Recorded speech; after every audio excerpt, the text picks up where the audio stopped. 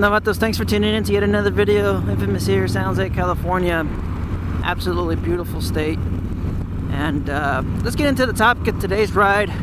Wanted to just, give my own thoughts, my own opinion, my own review on Harley-Davidson's live event. All the hype, all the waiting, 2021 has been delayed because of, different reasons. Main reason, the pandemic.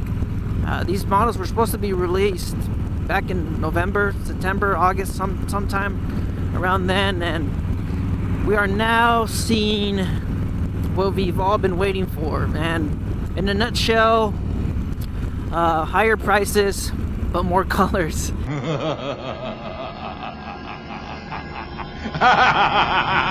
That's pretty much it. They didn't really announce anything new for any of the models. Nothing huge, nothing game changing at all, on Harley-Davidson's side. We've seen some of these major changes with other manufacturers, mainly Honda and Indian, and I guess it's just one of those things everybody's been complaining about. Just the technology is not moving too fast, and I don't know if they were pandering with their old customers, or it's a tricky situation with Harley-Davidson's lineup. Every time they introduce something new, it just doesn't sell, or they get a backlash on from the customers, from the consumers. So I don't know if this had something to play with, maybe a DCT transmission, or maybe power electronics. I was mentioning before the lineup, I was hoping to see something kind of like what Indian has included in some of their models, the power door lock saddlebags. I think that was something pretty awesome. Honestly, I was expecting for Harley-Davidson to kind of do something like that, but they didn't. They just added more colors and increased the price.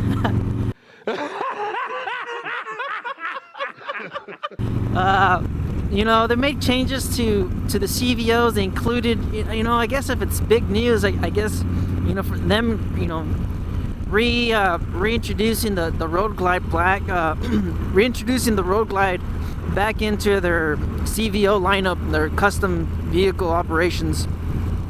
But honestly, who has that kind of money? $50,000 for a bike, and with what's going on right now, unemployment.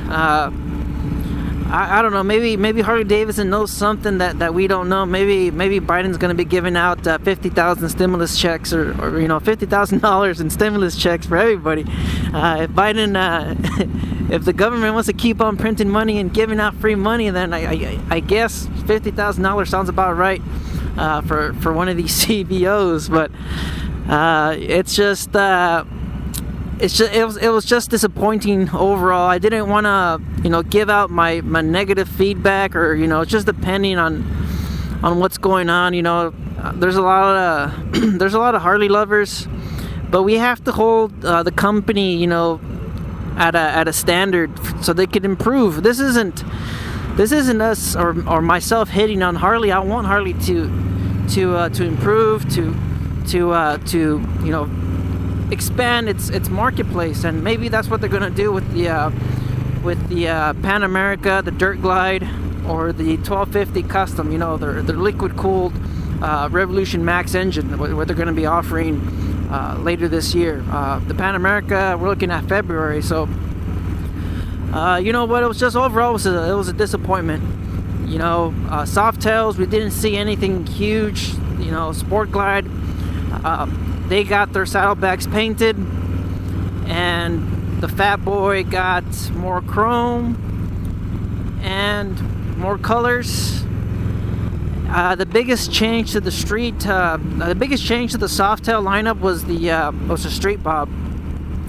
That was pretty much it. That was the one big change I saw. But even then, for what they could have probably done, based on my own experience with my own lowrider S, I have dual disc brakes. I've been having some issues, and you know, I'm not going to get into that, but just what they could have, you know, done and offered, the price of the Street Bob went up to $15,000. So, you know, at the time of recording my recap video, I wasn't aware of the prices, but I don't know. I mean, if you guys believe that the 114 on the Street Bob would be a game changer for people that were, you know, thinking about getting into, you know, the Harley-Davidson lineup, or we're probably, you know, waiting for something huge, something big, do you really believe that 114 on the Street Bob is that game-changing you know, feature, that game-changing you know, the 114 being introduced into the Street Bobs? Like I mentioned in that video, I just wished it would have done a little bit more, you know, maybe a dual disc brake for that 114, or maybe even some alternate wheels on the Street Bob. You know, I really like the Street Bob. I'm a fan of the look. I'm a fan of the handlebars, the ape hangers, the mini apes it's got. You know, the spoked wheels. You know, that's a traditional look, and you know what? I am a fan of the overall look, but when you look at the Street Bob and you look at the lowrider, which is discontinued, you know, last year they actually dropped the price of the lowrider. They dropped it by a couple $100, which was a welcome change. I honestly liked it. You know, looking at those two bikes, we're looking at a difference of $500, and quite honestly, $500 for, you know, a larger fuel capacity, the 5 gallons, and then the wheels themselves. I honestly believe that was well worth the $500. And in 2020 they actually dropped that price, so it was more of an incentive for somebody to kind of go ahead and get that lowrider over the Street Bob. But now that's gone. And looking at the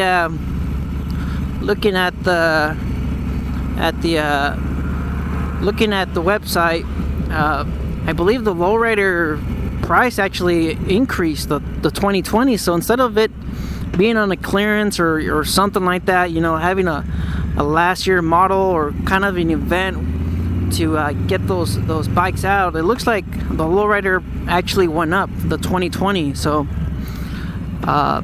it's a little disappointing.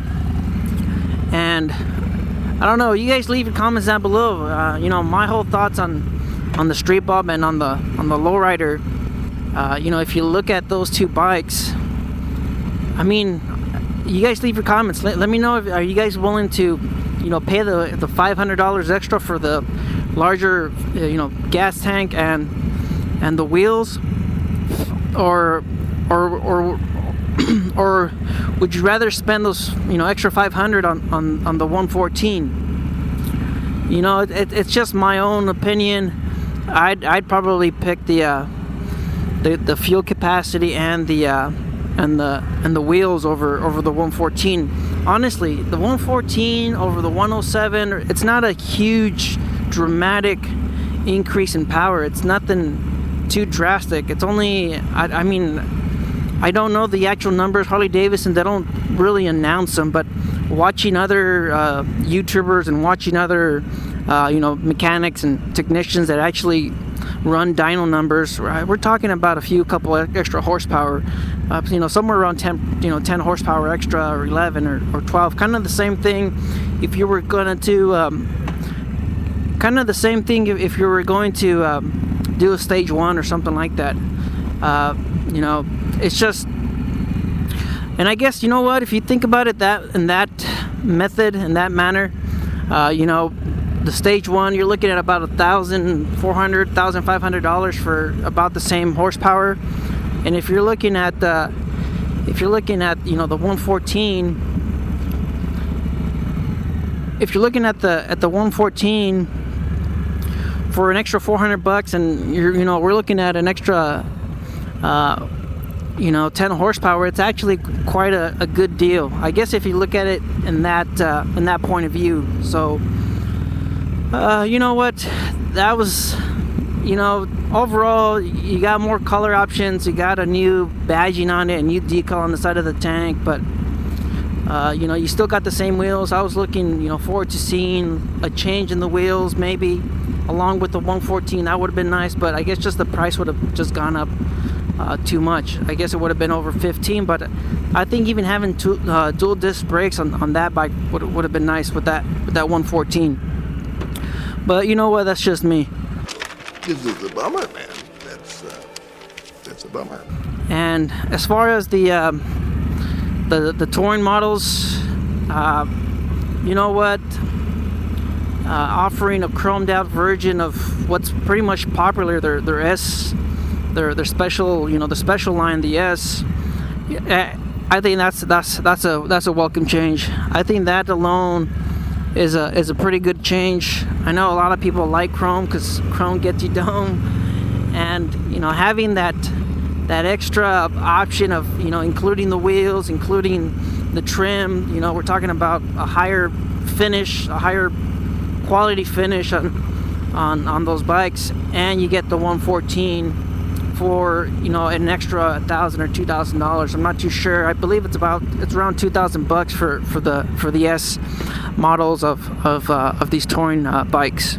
And yes, along with the whole theme of Harley-Davidson, more color options and more money for these new colors that they're going to be offering. But you know, no electronic changes, no additional anything for 2021 other than, you know, more colors. And looking at the Road King, the standard one, not the special, it looks like they updated the wheels from 2020. Looking at the Road King wheels for the standard, not the special, they gave it a little bit of a, you know, minor update. If you look at the wheels, in my opinion, I think these look a little bit better over the 2020s. So you know, that's pretty much it. They don't.